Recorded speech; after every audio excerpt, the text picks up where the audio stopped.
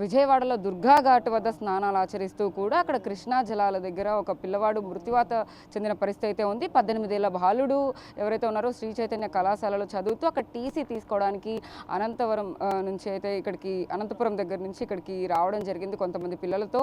అయితే అక్కడ లోపలికి ఏదైతే ఈత కొడదామని చెప్పి లోపలికి వెళ్ళిన పరిస్థితి అయితే ఉందో అక్కడ లోతు తెలియక అక్కడ పడిపోయిన పరిస్థితి అయితే ఉంది. అతనికి సంబంధించిన బంధువులు తండ్రి కూడా ఇక్కడికి వచ్చారు. ఇప్పుడు పోస్ట్ మార్టం కూడా పూర్తయింది.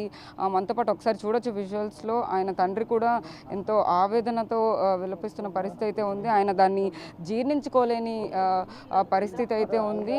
పిల్లవాడు 18 ఏళ్ళు మాత్రమే, ఇప్పుడే ఇంటర్ పూర్తి చేసుకుని హయ్యర్ స్టడీస్ కోసం అయితే కనుక ఆయన పిల్లవాడు టీసీ కోసం వెళ్తున్న పరిస్థితి చూడొచ్చు.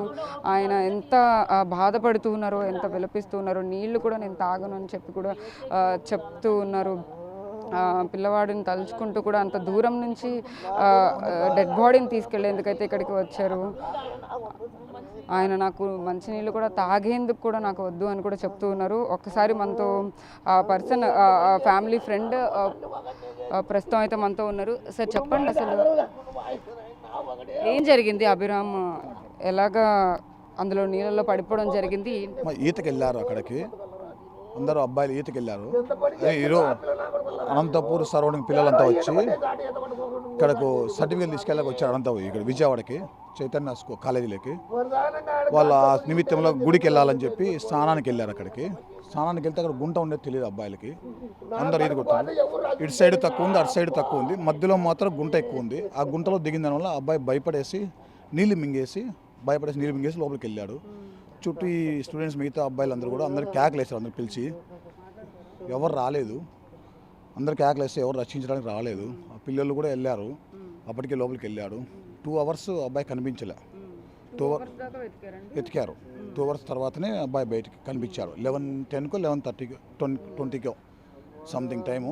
ఆ ఎగ్జాక్ట్ ఆ టైంలో అబ్బాయి బయటపడిందని మాకు ఇన్ఫర్మేషన్. మేము అనంతపురం నుంచి ట్రావెలింగ్లో ఉన్నాం. మాకు అప్పుడు ఇన్ఫర్మేషన్ 11:10 దొరికాడని. అవును, అనంతపురం నుంచి మేము వచ్చాము ఇక్కడికి. 11:10కి అక్కడ బయలుదేరాం. అంటే ఏ సమయంలో మీకు ఇన్ఫర్మేషన్ వచ్చింది బాబు ఇలాగ పడిపోయాడు అని చెప్పి? 8:30 to 9 బిలో. ఎగ్జాక్ట్ టైం గుర్తులేదు. 8:30 to 9 బిలో ఆ టైంలో ఇన్ఫర్మేషన్ వచ్చింది. అబ్బాయి ఇట్లా స్నానానికి వెళ్ళి మిస్సింగ్ అయినాడు అని చెప్పి, గల్లంతయ్యాడని చెప్పని. 11:10కి మళ్ళీ ఇన్ఫర్మేషన్ వచ్చింది అబ్బాయి దొరికాడు అని చెప్పి.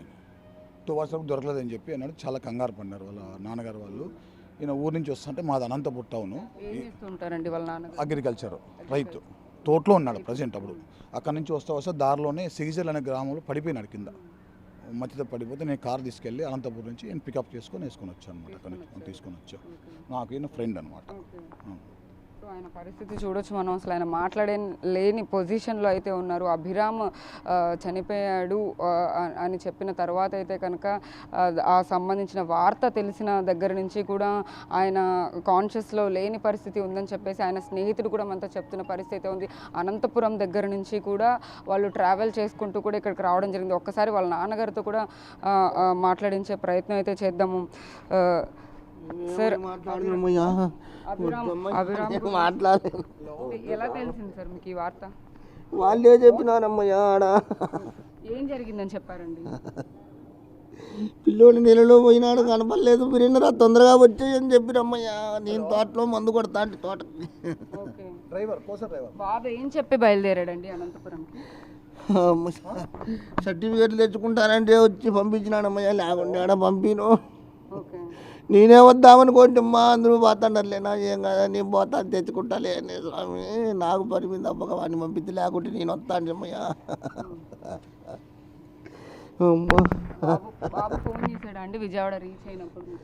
ఫోన్ చేసాడు, దిగుతానే ఫోన్ చేసినాడమ్మయ్యా. మళ్ళీ కాలేజీ పోతానే ఒకసారి ఫోన్ చేయనైనా అని చెప్పింటమ్మయ్యా. వచ్చాను, దర్శనం చేసుకున్నాను. లేదమ్మయ్యా, స్నానం చేసి గుడికి పోతానండి.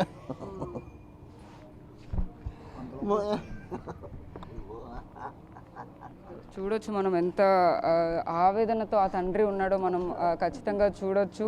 అభిరామ్ ఆఖరి మాటలు అదే సమయానికి అవుతుంది అని చెప్పి కూడా ఆయన ఊహించుండరు. మేబీ విజయవాడ వచ్చాను నాన్న అని కూడా అభిరామ్ అభిరామ్ చెప్పాడు అని కూడా వాళ్ళ నాన్న గారు చెప్తున్న పరిస్థితి అయితే ఉంది. అభిరామ్ లాస్ట్గా అయితే కనుక నేను విజయవాడ చేరుకున్నాను అంటూ కూడా అభిరామ్ వాళ్ళ తండ్రికి ఫోన్ చేసి చెప్పినట్టుగా కూడా అభిరామ్ తండ్రి మనతో చెప్తూ ఉన్నారు. అభిరామ్ లోపల ఈత కొట్టేందుకైతే కనుక లోపల ఎక్కడైతే ఆ నీటి ప్రవాహం ఎక్కువగా ఉండదో అక్కడికి దిగిన తర్వాత స్నేహితులతో కొంచెం లోపలికి వెళితే అక్కడ లోతు కూడా తెలియకుండా ఈత కొట్టేందుకు వెళ్ళినప్పుడు ఆ నీళ్ళని మింగేయడం వల్లనే ఖచ్చితంగా ప్రమాదం ఎక్కువగా జరిగింది. 2 గంటల పాటు వరకు కూడా అతని మృతదేహం అయితే దొరకలేదు. అక్కడ వెలికి తీసే ప్రయత్నం చేసినప్పటికీ కూడా ఎక్కడ దొరకలేదు. 2 గంటల తర్వాత అయితే కనుక 11 గంటల 10 నిమిషాలకి వీళ్ళకి ఇన్ఫర్మేషన్ వచ్చినట్టుగా కూడా ఆయన స్నేహితులు కూడా మనతో చెప్తున్న పరిస్థితి అయితే ఉంది. అభిరామ్ చనిపోయాడని తెలిసిన తర్వాత వాళ్ళ స్నేహితులు కూడా అక్కడి నుంచి హుటాహుటిన అయితే కనుక పేరెంట్స్ని తీసుకొని కానీ హాస్పిటల్కి ఇక్కడ గవర్నమెంట్ హాస్పిటల్కి తీసుకొచ్చిన పరిస్థితి కనపడుతుందని చెప్పొచ్చు. విడంజలి శివరామకృష్ణ, సాహిత్య, బిగ్ టీవీ, విజయవాడ నుంచి.